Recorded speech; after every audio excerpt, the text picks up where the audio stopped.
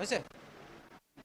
উদয়ন মাল্টিশ্বপিৰ যিটো লক্ষ্য উদ্দেশ্য হৈছে যে আমি গাঁৱৰ যিবিলাক সৰু বৰ দোকানী আছে, গ্ৰচাৰী দোকান আছে, তেখেতলোকক আমি কম মূল্যত ভাল বস্তু যোগান ধৰিব বিচাৰিছোঁ, যাতে গাঁৱৰ মানুহবিলাকে তাৰ পৰা কম দামত ভাল বস্তু ব্যৱহাৰ কৰিব পাৰে।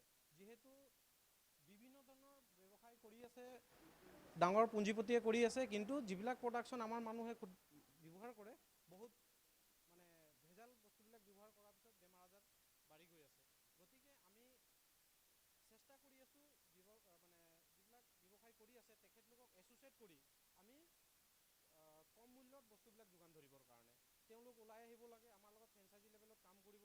সেই হিচাপত তেওঁলোকক আমি সকলো ধৰণৰ সুবিধা দিয়াৰ ব্যৱস্থা কৰিম।